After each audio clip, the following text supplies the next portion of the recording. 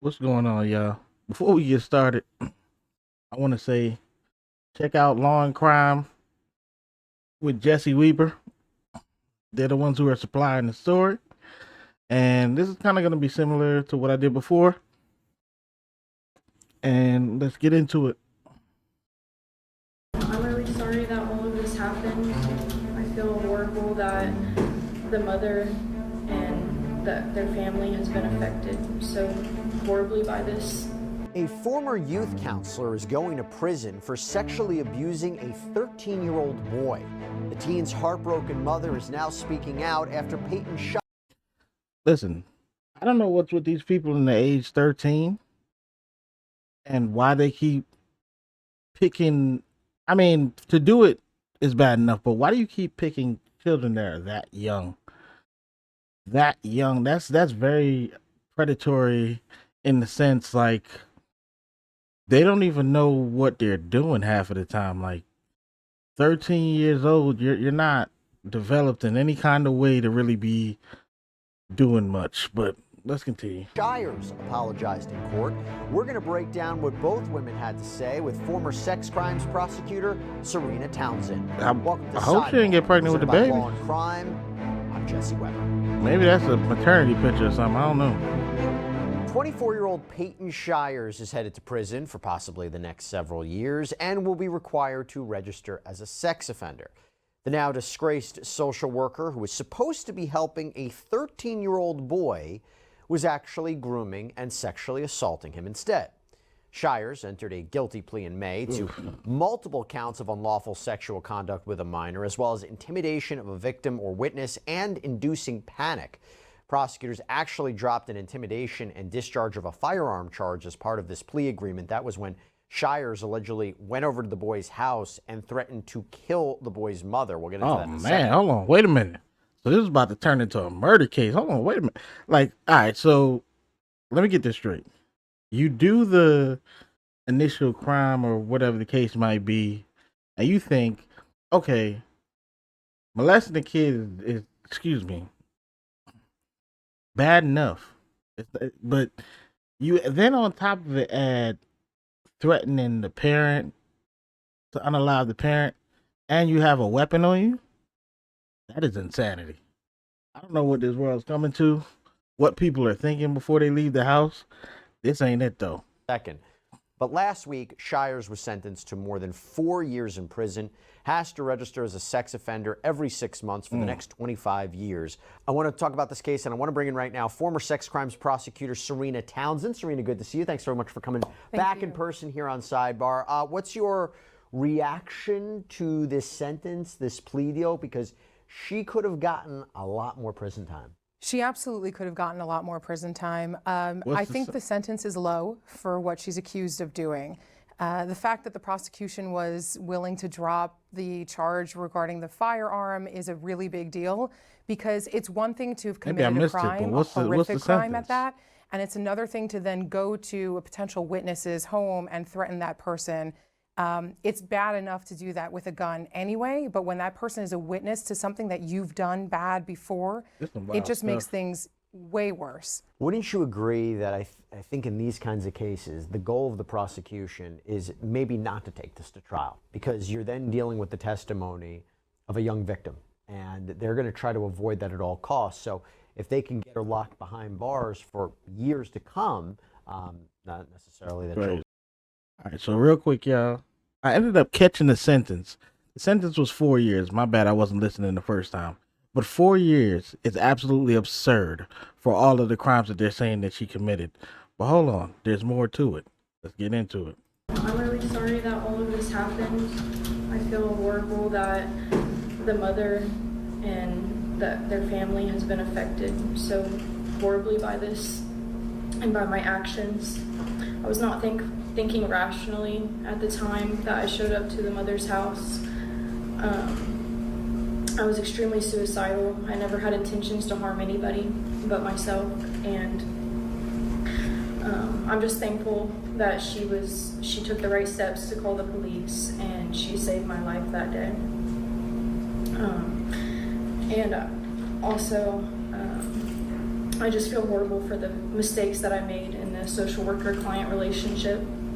I cared for him, I wanted to support him, but my lack of boundaries caused severe mistakes. I want to let her get it out. I'm praying so for much the to say. family. I've been praying for the family since I've been in jail, and I just hope that they can heal from this. I hope that they can find peace and gain trust with other social workers in the future. And I'm hoping that this doesn't affect how he views women in relationships in the future, and that he can get the help that he needs and have a healthy relationship with his mother. First off, y'all, she lying like hell. Ain't no way that you gonna do something to my child, threaten me at gunpoint, and then talk about how sorry you feel about the whole situation. Nah, bro. Like, that's not gonna work. That's crazy. Listen, I know that it's a ploy to get off the line with the sentence, but 4 years was garbage anyway. But on top of that, this weak ass apology ain't gonna do it. But this is this got to be a joke. This is crazy. This guidance counselor out of pocket. I don't know what to say about her. She's out of control. Two former educators are this now is another defendants wild one, after y'all. being accused of sexual contact with students. I have teenage kids, and I thought to myself, you know, people are thinking it's a woman, so some people are thinking, well, it's different when a woman does it to a boy. No, it doesn't matter. This is still always wrong. According to court documents obtained by Law and Crime, 23-year-old Rayleigh Greason and 24-year-old Brooklyn Schuler have both been indicted by a grand jury for allegedly having inappropriate relations with students. It's really scary to think that you have employees who are over the age of 18, because they can work at schools, you know, they could be working as a teacher's aide or whatever. That's why we have these laws on the books. You can't do it because you're working there. You can't be, you know, doing the things that these two are charged with. So before we go on, I just want to say 23 and 24, you're in your prime youth years. Normally you have a lot going on for yourself, or maybe you just have a lot going on in your life. I can't understand for the life of me why you would be caught up with teenagers. There's so many other options that you could use to, I guess, keep yourself occupied, for lack of better terms, for this to even be a thing. And honestly, with all the cases that are happening, they got it. Like, it has to be like a way to circumvent the situation, because it's like, how many people are you guys going to allow this to continue to happen to before you guys do something about it? Or you'll be charged with a felony, and it's very much right on point, and I'm glad to see it happen. The pair were both indicted by a Gordon County, Georgia grand jury on June 27th. Greason was charged with 2 counts of sexual contact by employee or agent in the first degree. Meanwhile, Schuler was charged with 1 count of the same charge. Well, I'm guessing, and again, I'm only guessing from experience, that these victims are over 16, because the age of consent in Georgia is 16. So if you have sex with somebody and you're 42 and 16, it's not necessarily a cool deal. But when you get to being in a position of authority, or the law used to say a person in custody, the legal term, and this is years ago, was that if you were a psychiatrist, as the statute reads, if you're a psychiatrist with the patient, if you're a nurse with the patient, if you're a police officer with somebody in your... Honestly, I think that's fair, because at the end of the day, you hold some type of power over that person, and you are probably going to be able to coerce them into doing something that they shouldn't do way easier than just like a stranger on the street. Hey, parents, this for y'all. I mean, at the end of the day, all of these is for y'all. But what the dude say, hide your kids, hide your wife? Listen, This lady right here, off the chain. Off the chain. And if you guys haven't hit the like button, please do if you're enjoying the show. A fully grown woman allegedly posed as a teenager enrolling in multiple high schools in the Boston area. Now, people close to her are being called out. Were they duped as well, or were they part of this alleged con? We're discussing these latest developments with forensic psychiatrist Dr. Daniel Bober. Welcome to Sidebar, presented by Law and Crime. I'm Jesse Weber. It is a truly bizarre case. So before he goes into what he's about to go into, this lady's pulling off Batman stunts in the school, and I don't say this to be like funny, but like she's pulling off Batman level stunts in the school. Meanwhile, I can't go to the corner store or the store and go get a pack of cigarettes without them asking me for my ID. Like I'm not understanding how America works anymore. Like I really don't get it, because from social security number to driver's license to all the other documentations, birth certificate, all of that stuff, that is nothing but tracking. So these people can find you whenever they want to. How in the world is somebody able to go to school and pretend to be a child? This, on no planet does this make sense. But let's go. Case that we first told you about last December. It's that of Shelby Hewitt, a former social worker who entered a not guilty plea to 9 charges, including forgery and fraud. And for what? Well, Hewitt, who had attended college, had attended grad school, had worked for the Department of Children and Families while she was 32 years old, allegedly pretended to be a teenage student at 3 different schools during the 2022-2023 academic year. She resigned from DCF in February of 2023. And during that court hearing that I mentioned where she entered a not guilty plea, her lawyer said that Hewitt has this long documented history of mental health issues, but is getting treatment. And that's where this gets interesting too, because according to prosecutors, this scheme started more than 2 years ago. Hewitt allegedly pretended to be a child in need in DCF custody, but at the same time, she kept collecting her state salary of $54,000 a year. So I want to know how she was in 2 places at one time, because you know that these jobs or these careers, they're only open from, let's say, 7 a.m. to 7 p.m. And I'm just throwing a number out there. She's at school, if she was attending a school, from 7 a.m. to 7 p.m., somewhere around there.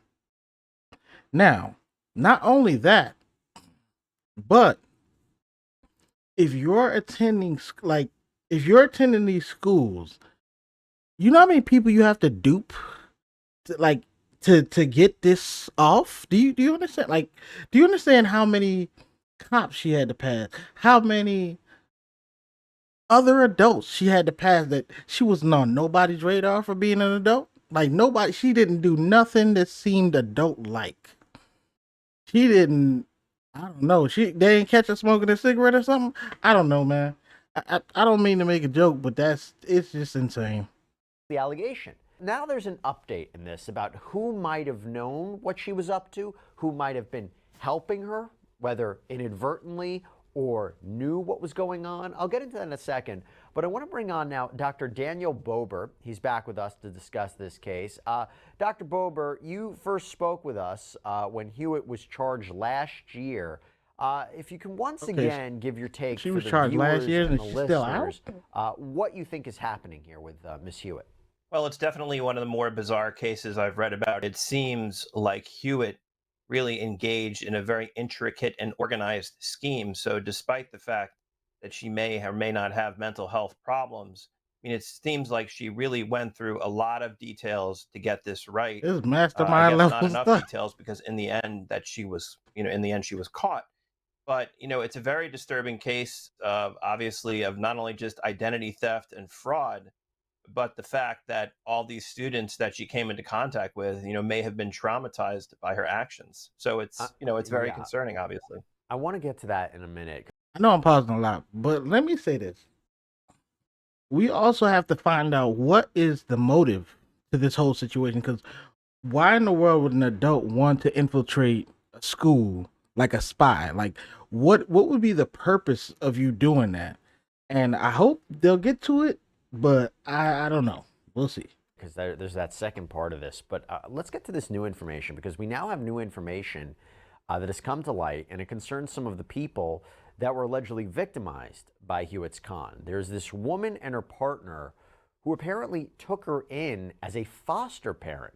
I'm talking about therapist Rebecca Burnett. She opened her home to Hewitt, allowing her to live with her and her partner, John Smith.